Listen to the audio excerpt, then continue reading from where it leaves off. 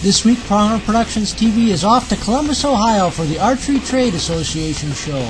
So come on along and let's see what's new for 2010 in the hunting and archery industry.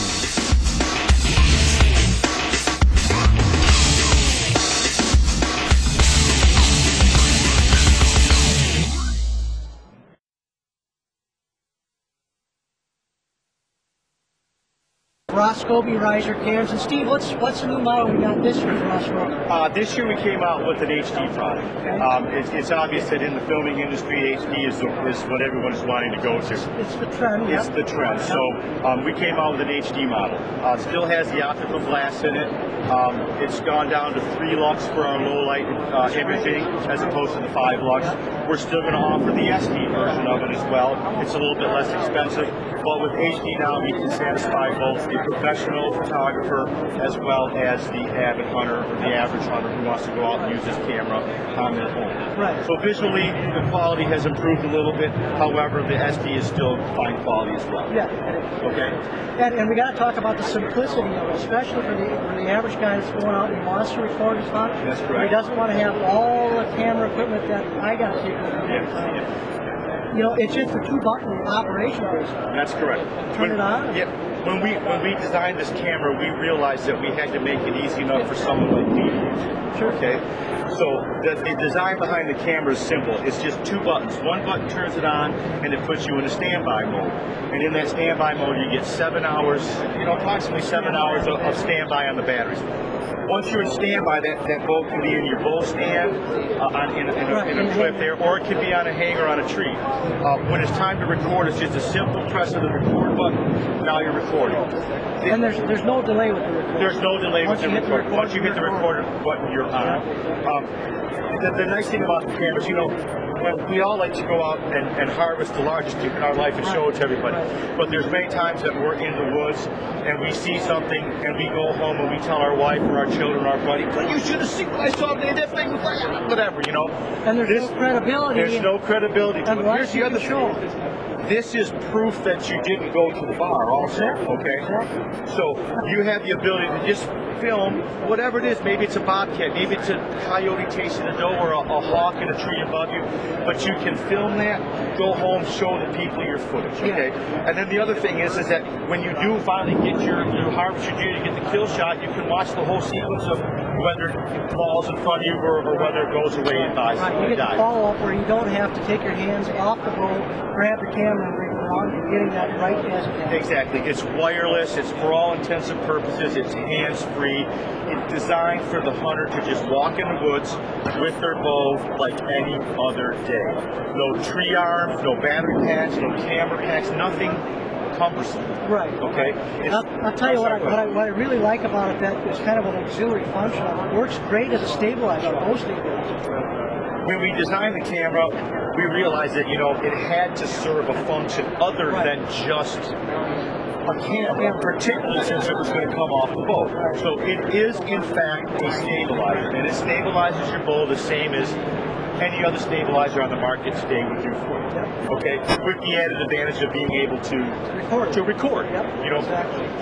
Highly water resistant, extremely shock resistant. There's some things that you can do with this camera. Watch out there, that you wouldn't want to do with your regular digital video camera. Okay, this camera is designed for the hunter. It's designed to take the abuse of what we as hunters do to our equipment. Now, having said that, when you have a sight on your bow and a rest on your bow, it's kind of like a crystal bow. Everything gets put down very gingerly. So in most cases, your camera's going to take everything you do to it just fine. And I do like also the added feature of the microphone too, so you get audio as well. Yeah, you get audio, and it picks up your whisper. It's going to pick up all the swearing after your miss. It's going to pick up the crunching of the deer as it comes in. It's going to pick up the sound of the shot. Now that's pretty dramatic when you hit that shot, but the impact of that shot, if you're in a bear hunt and the bear does that, that classic moan, that death moan, you'll get that on this as well, and again, You don't have to have your buddy over your shoulder. Right. The one thing I love about this is, you know what? I don't want to give up my touch to film a friend. I love you, buddy, but I'm not going to film for you tonight. Take my camera, you do yours. I'm taking my other camera, I'm doing mine. You know? And you know, the one thing I love about it for what I do, you know, we've got to have a big camera because we're going on TV, we have to have a big camera. That's right. But the excellent thing about this is the secondary, the auxiliary shots that I can get with it. I can do a picture-in-picture with it. You know, if my cameraman's not on the deer, not on the animal, I can still get it with this. Yeah. There's certain situations where that might happen, and it might be that booner, and you don't want to pass up the shot on the booner. Let me give you a classic scenario here. And how many times have you seen this where you've been on, and you yourself, where you see the guy and he's going, you got him, you got him. He's going, no, I don't have him. And there's your buck of a lifetime in front of you. You still get it on video. This guy will pick it up as it moves away. And when we talked about the HD, and we talked earlier about the fact that that is the latest and greatest thing, this is why this will now come into play for guys who film professionally like yourself for a living. And it is a cutaway. It's going to be called the Steve Cam. And you have a screen and screen. And believe me, when you have a bunch of people watching the screen, and you've got screen and screen, and they're looking at the shooter's perspective, that's where they'll pay attention. Okay?